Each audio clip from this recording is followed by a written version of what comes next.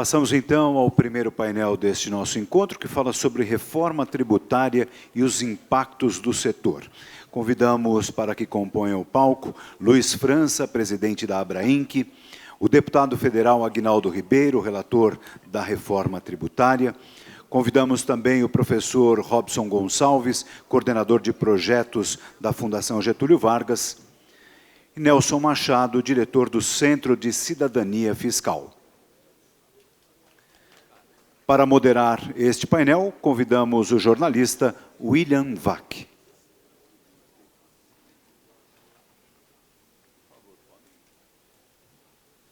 Pessoal, bom dia. Eu vou dar uma acelerada tremenda aqui, porque esse painel estaria terminando 5 minutos atrás. E eu estava brincando com o França, 3 painéis não dão tempo até a 1 hora. Então, o França está naquela famosa escolha de Sofia, um painel vai cair. Esse daqui eu acho que é impossível que caia, pelo interesse. Agora, deixa eu fazer uma coisa que eu adoro fazer nessas situações, que é destruir a cenografia. Pessoal, eu estou vendo gente com a lanterna do celular para ler o papel, para pôr uma coisa no copo. Dá para iluminar a plateia, porque aí todo mundo se vê, é muito mais... agora sim, é muito melhor. Cria um ambiente muito mais próximo de todo mundo. Antes de eu começar, por favor, senhores, sentem-se, acomodem-se. Antes de eu começar a moderar o debate, que é um tipo de atividade que eu adoro fazer, aprendo para burro, ainda mais numa situação dessas, com esses participantes e o público que vocês são. Eu sou obrigado, por razões pessoais, a fazer um disclaimer que eu tenho feito em todas, não apenas essa por razões óbvias, mas em todas as minhas participações públicas, que é a seguinte: eu estou contratado pela CNN Brasil, abre parênteses, conto com a audiência de vocês, fecha parênteses, mas tudo que eu disser aqui é no meu CPF. Todas as opiniões são minhas, não representam a CNN Brasil nem os seus investidores. Isso é um disclaimer importantíssimo que eu faço em todas as ocasiões desse tipo. Desculpem tomar o tempo de vocês, obrigado. É desnecessário a gente ressaltar a importância da reforma tributária depois de tudo que a gente ouviu nesta manhã até aqui, que foi basicamente o seguinte: como é que depois de uma onda política disruptiva, um novo governo trata de acelerar da maneira mais eficaz possível o funcionamento de uma economia que registrou talvez a coisa mais deprimente que eu conheço na minha carreira como jornalista. Nenhum país que não esteve em guerra sofreu, em tão curto espaço de tempo, uma perda da renda per capita como o Brasil sofreu desde 2011, 12, 13, 14 e 15. Ou seja, nós somos um exemplo extraordinário na história do mundo hoje. Como é que um país que está em paz, não está numa guerra, conseguiu perder tanto da renda de cada cidadão como o Brasil conseguiu? E esse governo, preocupadíssimo em sair dessa situação, tem diante de si uma série de desafios. E um dos que mais chamaram a atenção nos últimos tempos, depois da questão inicial de tratar o problema fiscal, é o problema tributário. Vocês conhecem, eu adoro usar uma piada de um dos candidatos do ano passado à presidência. Ele dizia que o sistema tributário brasileiro não pode ser chamado de manicômio, porque do manicômio, pelo menos, a gente foge. No sistema tributário brasileiro não há escapada, there is no way out. Então, a ideia é que a gente está diante agora de uma tarefa enorme, ela se prende, sobretudo, à política. E essa madrugada eu estava gravando justamente algo sobre a questão tributária, as suas implicações políticas, e ao chegar à conclusão, foi me faltando a conclusão, e aí eu me deixei levar um pouco pelo fígado e pela emoção, e terminei o vídeo dizendo assim: pessoal, vamos rezar para não ter mais imposto, porque se a gente olha a situação fiscal, e a gente olha como a economia está andando, se a gente olha a situação dos entes da federação, particularmente estados e municípios quebrados e arrebentados, e a gente considera a questão, cai o secretário da Receita Federal porque ele fala em novo imposto. Os gastos, do ponto de vista da despesa, o governo tem dificuldades políticas enormes em cortá-los, enormes do ponto de vista político, que, aliás, é uma coisa que o presidente não gosta muito de ficar se metendo nisso, né? Andar uma nova política, velha política. Enfim, como é que vai fazer para equilibrar essa conta? Todos vocês sabem que nós estamos diante da quadratura do círculo, sem, eventualmente, enfiar um novo imposto.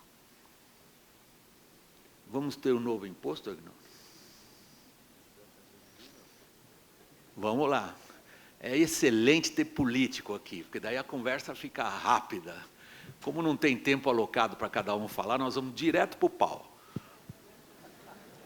Me parece, vamos lá, vamos fazer a primeira provocação. Me parece que o governo levou a sério esse negócio de concorrência, competição, e botou 3 projetos de reforma tributária para concorrer um com o outro. Qual é o da sua preferência, Aguinaldo?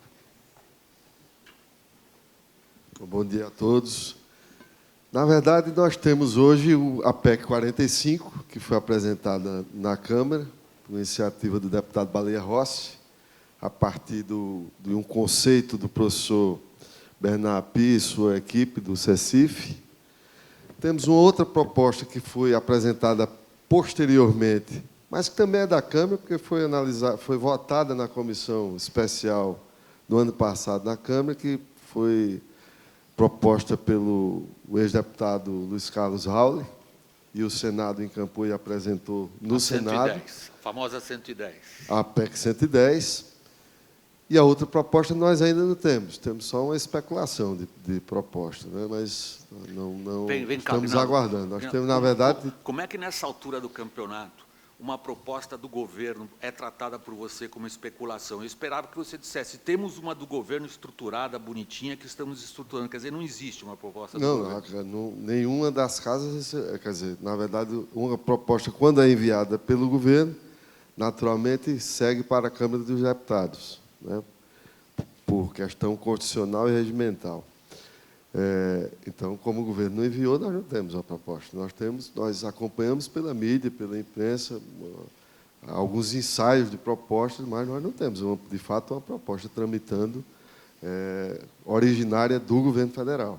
Em que medida a ausência de uma proposta do governo atrapalha a tramitação das que já estão nas casas legislativas? Eu acho que não atrapalha. Bom, eu acho que é importante, ninguém vai fazer uma reforma tributária sem que se ouça o governo federal. Nós estamos tratando, na nossa proposta, quer dizer, que tramita na Câmara, que é a PEC 45, que é a que eu sou relator, ela trata da unificação de 5 impostos, 3 impostos federais, COFINS, PIS e IPI, trata do ICMS e trata do ISS, né? Então, é a unificação desses 5 impostos, e é do que nós estamos tratando. Das outras, do que a gente tem ouvido, aí é muito mais especulação, né, do que uma proposta. E aí fica até difícil. Eu costumo dizer o seguinte, quando agora há pouco eu fui interpelado ali pela imprensa, digo, olha, eu não vou analisar o que não existe. O que existe é especulação. Então, a gente tem que aguardar o que o governo manda. Nós estamos tratando a nossa. Conversamos com os estados, municípios, estamos conversando, e com o próprio governo. Estamos procurando, tanto que na terça-feira nós tivemos uma audiência pública, onde estavam convidados todos os entes federados. O governo federal não se fez presente, acho porque ainda não tinha enviado a sua proposta, mas debatemos com todos os entes federados. E acho que tem um ambiente hoje favorável, que é a grande diferença das outras reformas que nós já tivemos debatidas no Congresso Nacional. Aguinaldo, vamos lá, nós temos uma plateia excepcionalmente prática, objetiva e focada. Para esse grupo aqui que está te ouvindo, vai aumentar ou vai diminuir a carga tributária na proposta que você é relator? Não, nós não podemos, nós temos 2 premissas. A primeira premissa é que a gente não pode aumentar a carga tributária. Essa é a primeira premissa. A segunda também é que nós não podemos diminuir a arrecadação. Parece paradoxal. Não Mas parece, qual é o não. problema? Não parece, não. Isso daí é o dilema. Mas é o mesmo ponto, porque nós hoje temos um problema, que você acabou de falar, William, no início da sua fala, sobre a desorganização fiscal dos nossos entes federados, a União, Estados e municípios. Nós vivemos hoje uma crise fiscal.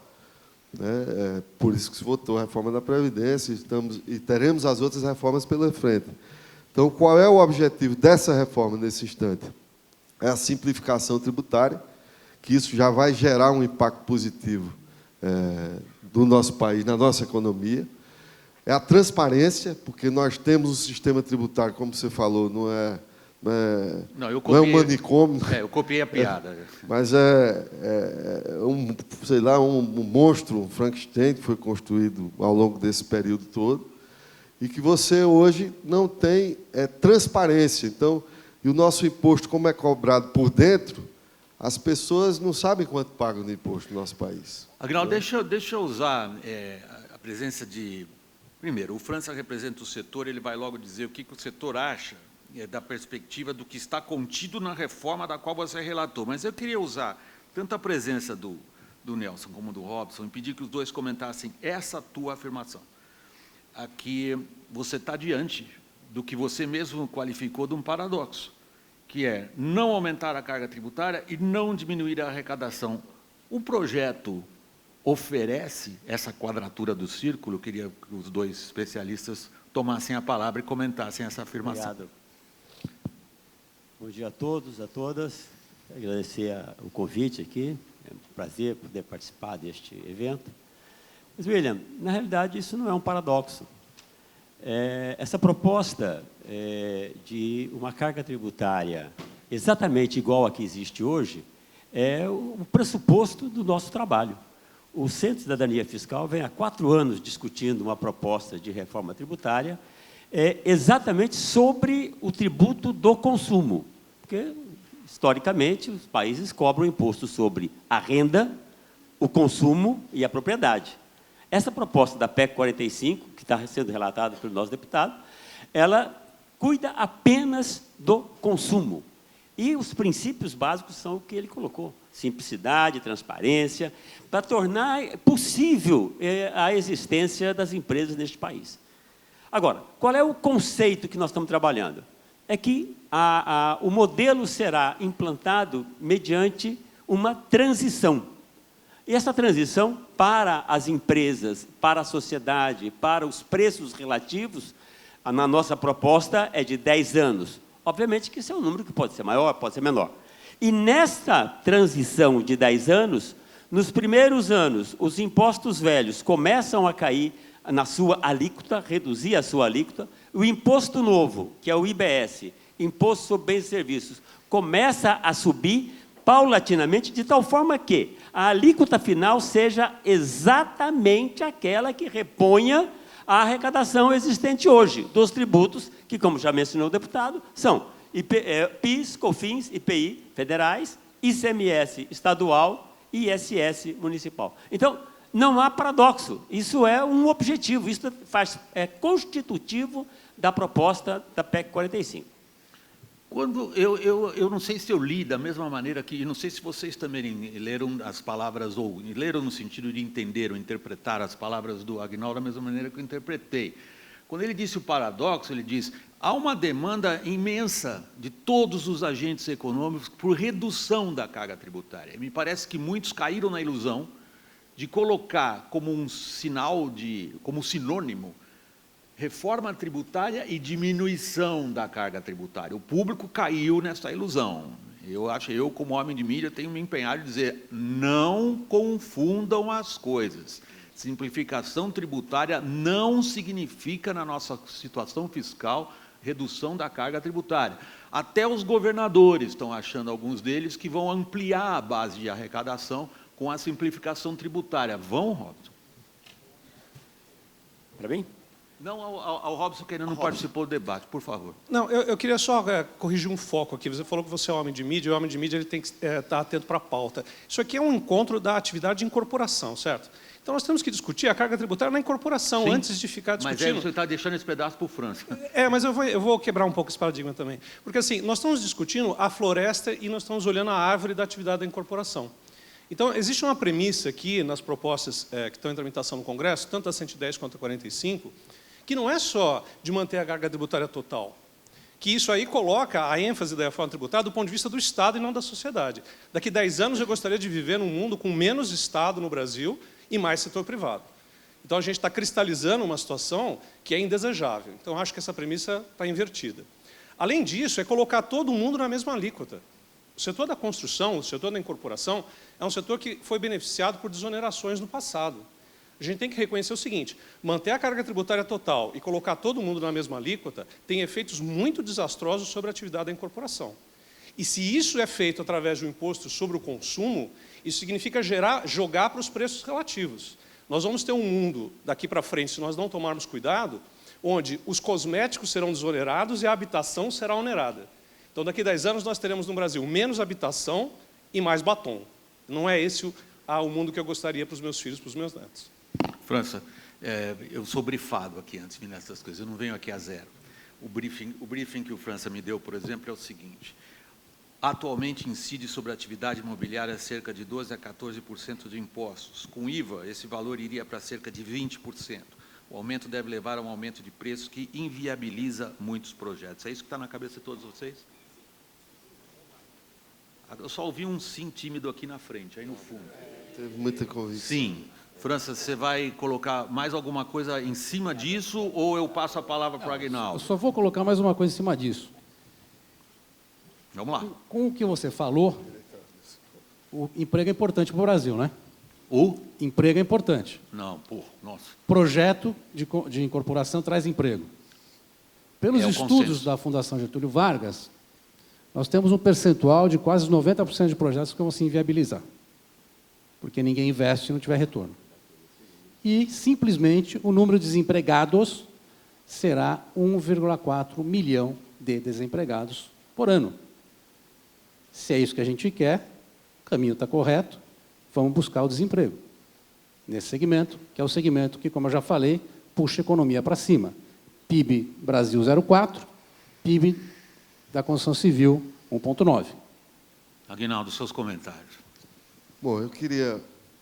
Aqui foi mencionado floresta, árvore, mas a gente tem que olhar, talvez, com o olhar primeiro do satélite, para poder ter uma visão geral, até chegar na árvore. Até porque... O satélite anda vendo muita queimada. É verdade. Como temos vários tipos de árvores também nessa floresta, e cada uma você tem um impacto diferente, né, pela natureza de cada uma delas. Eu estou aproveitando aqui a figura que foi posta. O que eu quero dizer é o seguinte: primeiro, o ponto de partida da reforma tributária é a simplificação, e ela tem efeito e impacto econômico direto. E vou explicar por quê. Primeiro, nós hoje, eu pergunto aqui para qualquer um que está aqui, que eu já perguntei várias vezes em várias audiências públicas, até para a cadeia produtiva. Quanto é a carga que o setor da indústria da construção civil paga hoje? 21%. Será que é? Fundação Getúlio Vargas. Será que é? Pode ser mais. Pode ser mais. Por quê? Porque nós temos um sistema tributário tão esquizofrênico, tão cumulativo, tão perverso, que cria regras. Nós tivemos mais de 390 mil normativos durante a existência do nosso sistema tributário. A gente não sabe nem quanto paga de imposto, porque você paga imposto em cima de imposto, porque ele é por dentro, ele é obscuro. O que eu quero dizer aqui é o seguinte, é que o principal foco dessa reforma é a simplificação, e aí é no consumo, até porque se a gente for começar a fazer uma reforma ampla, nós não vamos conseguir fazer do ponto de vista político. Então, esse é um primeiro passo, nesse ambiente que nós estamos vivendo. E existe hoje um Congresso com a disposição reformista. E, ao você simplificar, você terá a primeira coisa que você vai ter é a evidência dessa carga. Aí nós vamos saber se vamos ter 21, se vai ser 25, se é 30, se é 10. O que é muito bom para o exercício de nossa cidadania, porque as pessoas hoje não têm isso de forma clara. Esse é o primeiro ponto, que eu acho fundamental. O segundo ponto é que nós vamos acabar com a guerra fiscal, que é outra obscuridade que nós temos hoje no nosso país, porque a sociedade não sabe o quanto ela paga. Quando a gente fala que vamos dar isenção fiscal, as pessoas não se apercebem no mundo real que nós estamos pagando por isso, a sociedade está pagando por isso. Isenção é dinheiro que nós estamos pagando. Posso interromper nesse ponto, porque você considera, e vou passar a palavra aos comentaristas, porque você coloca dois aspectos centrais aqui, e é um recado brutal a todos nós, o que ele acabou de dar. É bastante contundente o que ele disse. O que ele disse, em resumo, é o seguinte: senhores, senhoras, os senhores estão focando no número de alíquota que, no fundo, nem os senhores sabem qual é. Segundo, quando se fala de simplificação, no argumento dele, se fala de uma redução de custos que nós deveríamos considerar em relação ao número simples da alíquota. Este é um argumento importantíssimo na discussão política, porque o que ele diz, quando ele fala, eu já estive diante de muitas árvores dessa grande floresta, é que cada setor tem as suas reivindicações específicas, e particularmente este aqui, está focado onde não deveria estar apenas focado, que é a alíquota, que na argumentação dele o setor nem sequer direito sabe qual é. Nelson Robson. Eu queria dizer Está certo a reprodução do seu argumento, né? Eu queria dizer que, antes de vir para cá, eu pedi um habeas corpus, portanto, o CECIF veio, está aqui, né, o habeas corpus, para eu poder sair depois em paz, né, deputado? A extensão também. Extensiva ao deputado, inclusive. Espera aí, não é CPI isso aqui. Aqui não é uma CPI. Então, a questão é a seguinte: o modelo que está subjacente na PEC 45 é um modelo que reforma a qualidade do sistema tributário. O nosso sistema tributário manicomial, que você colocou, é porque, além de todas as questões tributárias, ele está cheio de propostas de políticas públicas.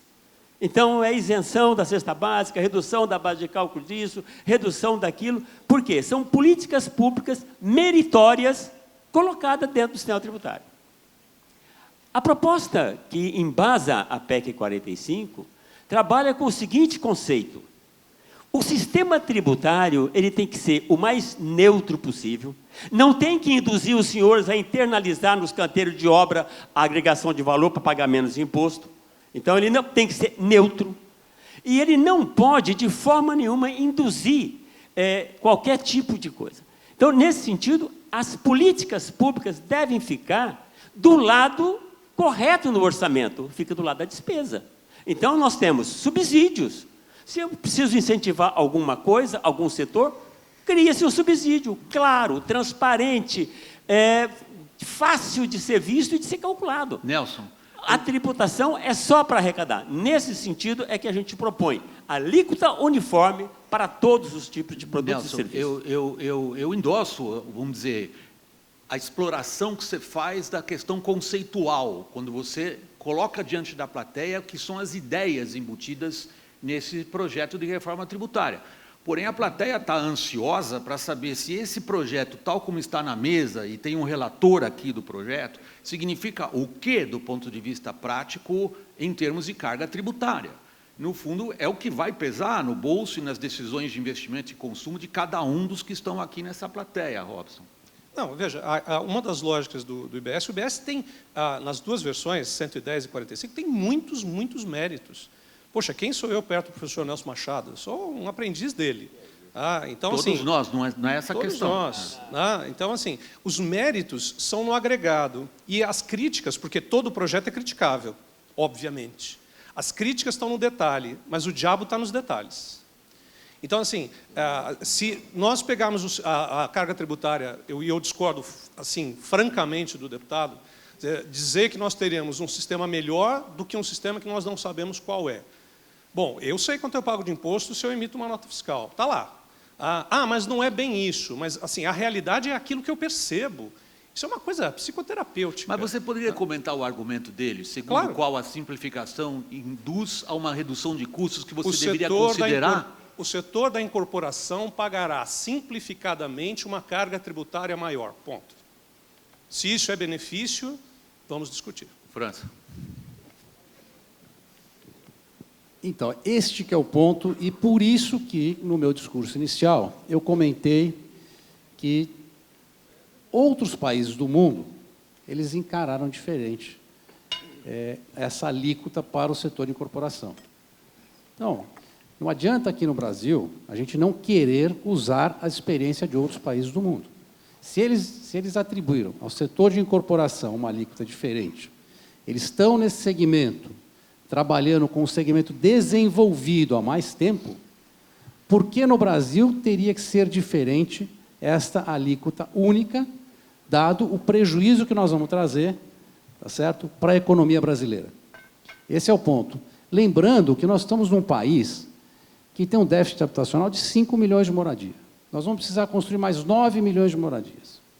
Então, volto a dizer, se emprego não era importante, talvez trabalhar para zerar o déficit também não seja importante e talvez trabalhar para a gente reduzir o número de moradias que vão se formar, que são os 9 milhões, também não seja importante.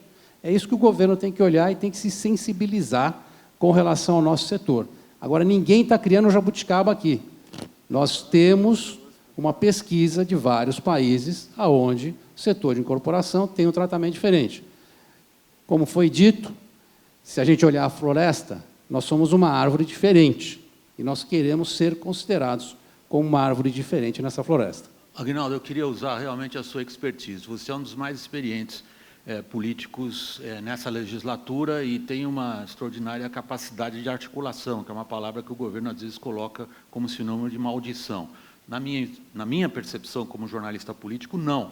Acho que a articulação é a essência do trabalho político. O governo muitas vezes considera que a articulação é sinônimo de acerto, coisa ilícita e tudo mais, mas esse é outro problema.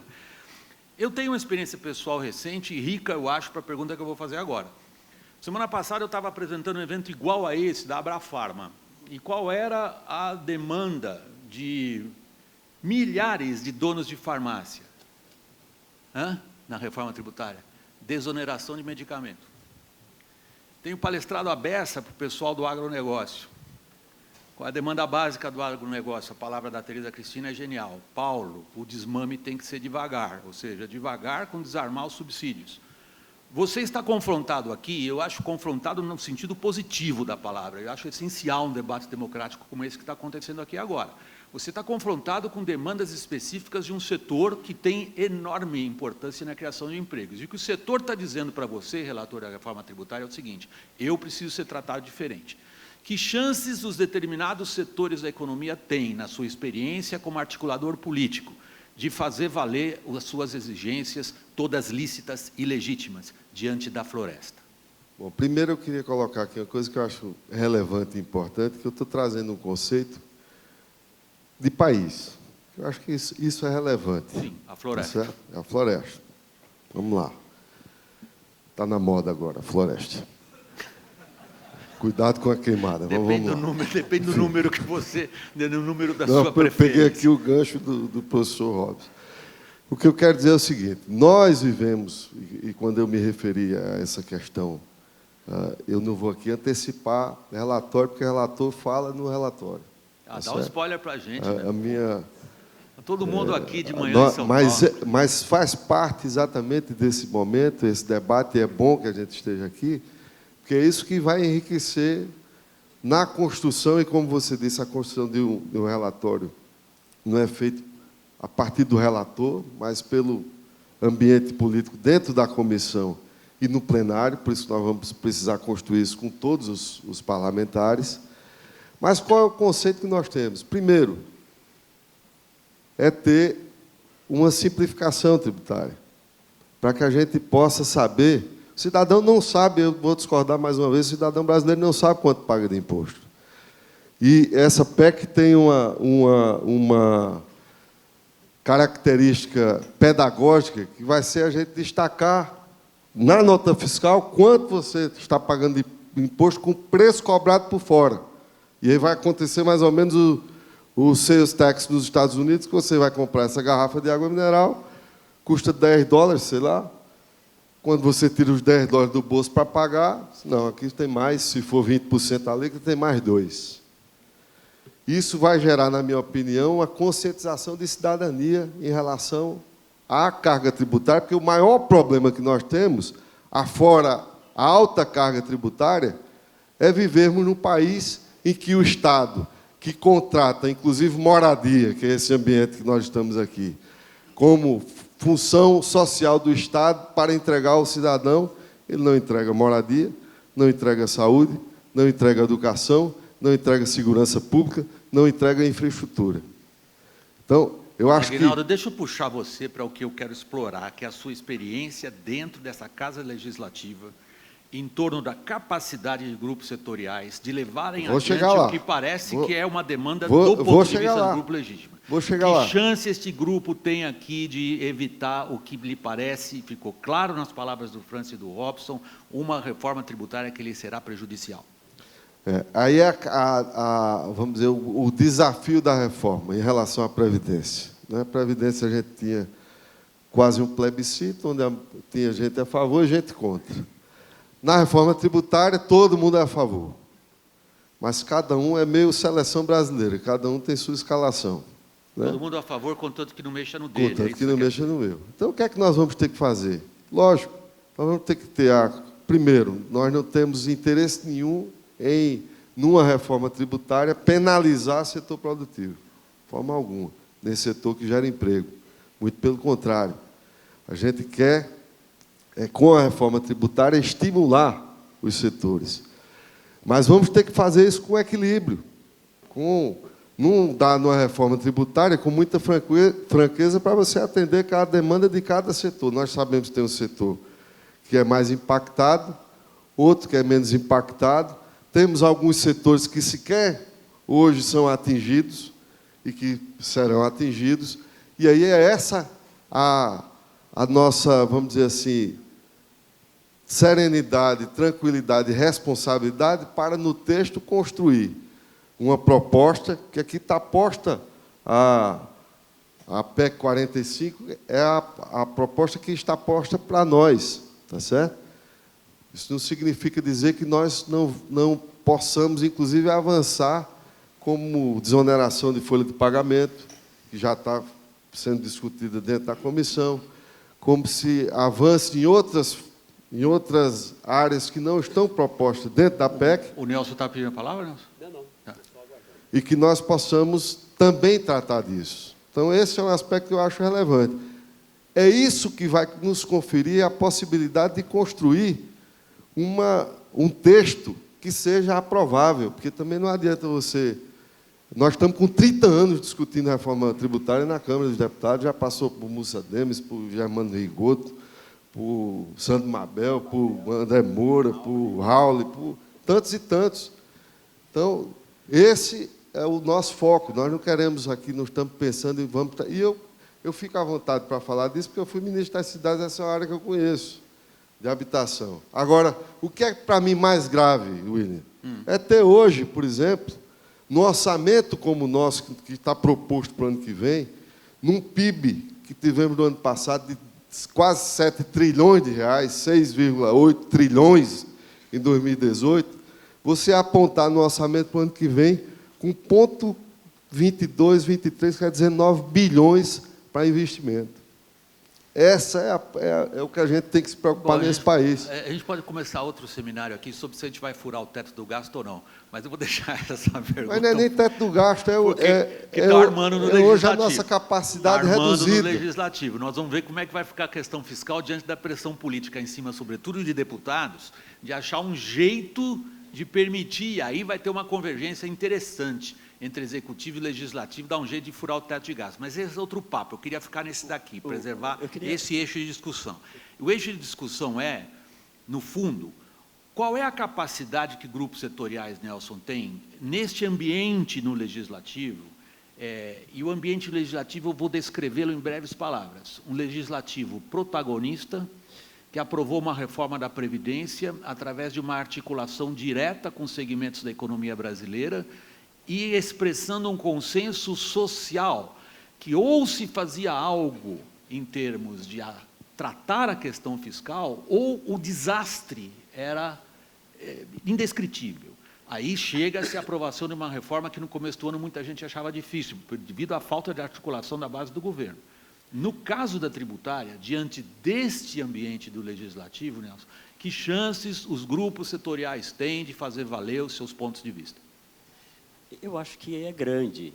Todos os setores da sociedade organizada têm peso no Congresso, e o Congresso é sensível a isso. Agora, eu queria lançar aqui a esta plateia um desafio. É preciso mudar a cabeça, porque todo mundo aqui está acostumado com a dificuldade que é, no seu dia a dia, definir como é que paga ISS, o que pode ser abatido, o que não pode ser abatido. Todo mundo aqui está acostumado a ter problema na hora de montar o modelo produtivo, de não industrializar a sua construção, porque isso vai trazer mais imposto. Então, o imposto não é neutro, ele interfere no modelo produtivo de vocês, interfere na eficiência que vocês possam ter. Essa proposta que nós estamos trazendo foi pensada, e nós observamos o mundo inteiro, o que eles fazem. A maioria dos países que tem IVA, cobra IVA. Cobra IVA de tudo. De tudo. De medicamento, da escola, da saúde, do batom e da construção. Por quê? Porque nós estamos falando de um imposto sobre o consumo.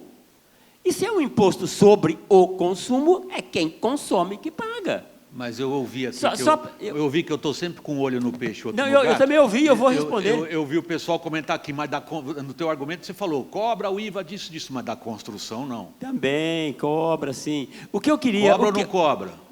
Tem vários países, tem países que cobram, tem países que não cobram. E tem mais. Quando nós estamos falando de construção, nós temos que pensar a construção do ponto de vista do investimento empresarial e do habitacional. Do empresarial, é simples, cobra, transfere o crédito é utilizado, é utilizado pelo investidor e qualquer coisa ele é devolvido, ponto. A questão toda está na habitação residencial. E na habitação residencial nós temos 4 modelos. Nós podemos dizer, bom, fazemos a isenção. Quando faz a isenção, ela é fortemente, a neutralidade desaparece, porque tudo que você compra, que vem com imposto, você não vai aproveitar o crédito, porque a saída é isenta. Há um outro modelo, que é a saída chamada de alíquota zero. Pode ser feito, pode fazer o IVA, e podemos dizer, a alíquota do IVA da construção residencial é zero. Tudo que veio de crédito, aproveita, devolve, e é zero. Se a sociedade entender que tudo bem, tudo bem. Qual é a consequência disso? Nós temos uma redução fortíssima do custo do consumo da habitação, mas se a arrecadação, que é a premissa de manter constante, não vamos ter que aumentar a alíquota média para os outros, não tenha dúvida. Qual é a outra possibilidade? A outra possibilidade é todo mundo cobrar e pagar, tudo bem. Isso vai mudar o preço relativo? Os imóveis usados vão ter uma valorização? Vai ter uma valorização, não tenha dúvida. Agora, você pode pensar maneiras criativas que não seja simplesmente colocar na isenção, mantendo a rigidez do modelo, que é, por exemplo, criar isenções personalizadas, que é a solução que foi criada para a questão da cesta básica. Este modelo propõe que não haja desoneração de cesta básica, que seja tributada a cesta básica e que seja devolvido o recurso para as famílias de baixa renda. Nós temos tecnologia para isso, nós temos sistema para isso. Devolve o dinheiro para as famílias de baixa renda. Da mesma maneira que nós temos hoje o subsídio do Minha Casa Minha Vida, que subsidia o financiamento, pode-se criar uma isenção personalizada para uma faixa. Até 10 mil reais não paga, até 20 mil não paga, até 50 mil não paga. Tem várias maneiras, sem mexer no modelo que é simples, transparente e isonômico. Nelson, perdoe minha falta de cortesia. É que eu sou obrigado a manter no tempo, e o França me deu até às 11h15 para esse segmento do trabalho desta manhã. Queria passar a palavra ao Robson e depois eu tenho uma pergunta final para o Aguinaldo, nós estamos estourando o tempo. Não, eu digo que eu aprendo com o professor Nelson Machado e acabei de aprender. Vamos pensar diferente. Vamos tributar o consumo e vamos reconhecer que moradia não é consumo, é dignidade, é resgate de famílias que estão morando embaixo da ponte que pegou fogo de ontem para hoje. Então, assim, tratar igualmente os diferentes não pode ser chamado de justiça do ponto de vista tributário, do ponto de vista fiscal. Não existe nenhum setor comparável com a construção civil, em termos dos riscos, dos prazos e da complexidade dos projetos. E uma provocação final. Vamos imaginar os nossos filhos daqui a 10 anos vendo, deputado, transparentemente a tributação.